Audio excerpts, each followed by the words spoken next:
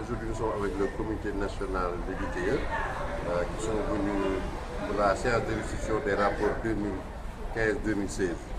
Donc, ils l'ont fait dans toutes les régions, en commençant par Thiès, Kédougou, Matam, ils terminent par Saint-Louis.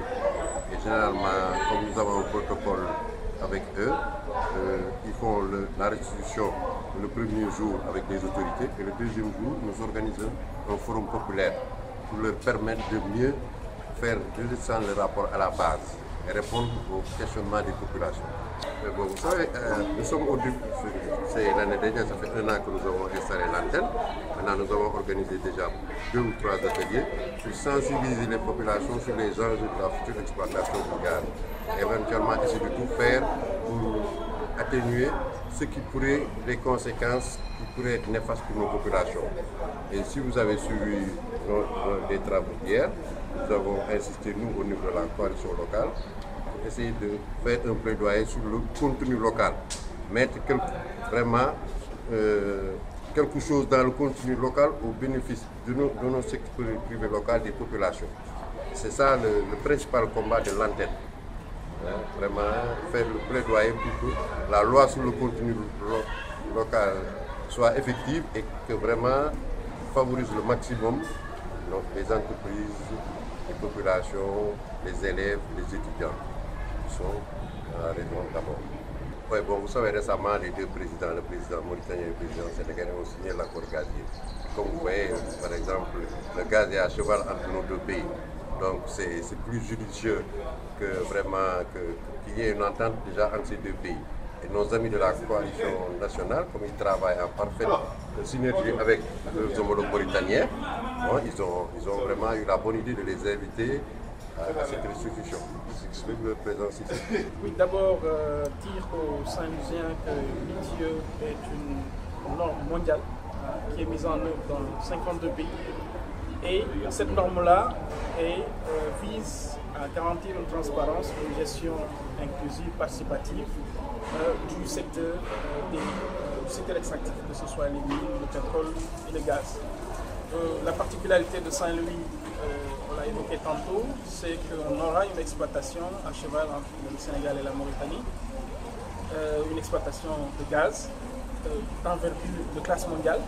Donc ça demande une certaine préparation, déjà voir quelles sont les espérances des populations et leur apporter la bonne information sur l'état des ressources, mais également actuellement quels sont les dispositifs juridiques institutionnels qui sont en place pour pouvoir anticiper les mutations qui vont s'opérer, que ce soit sur le plan social, économique, mais aussi il y aura certainement d'éventuels impacts environnementaux qu'il faut anticiper.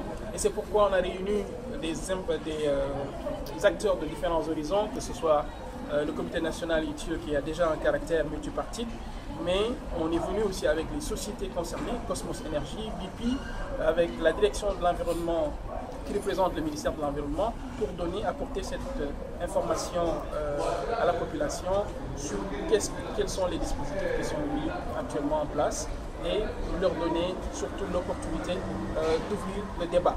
Parce que l'une des finalités de l'ITIE aussi, c'est d'ouvrir un débat public et un débat informé pour qu'on puisse en tirer le meilleur profit pour passer justement des rapports qu'on produit chaque année aux réformes. Parce que c'est comme ça que l'ITIE fonctionne. Il faut avoir des recommandations qu'il faut mettre sur la table des pouvoirs publics pour pouvoir améliorer la gouvernance du secteur extractif de manière générale.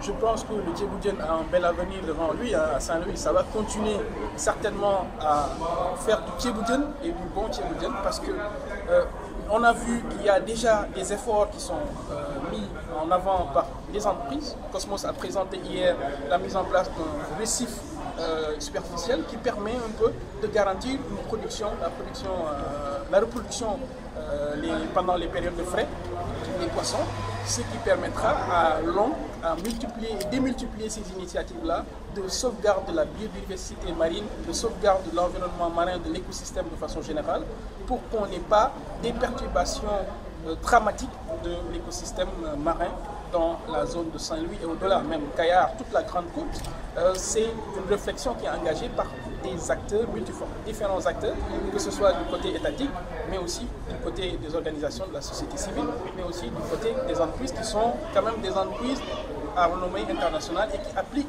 des standards qui sont à un niveau très élevé. Il faut relever au passage.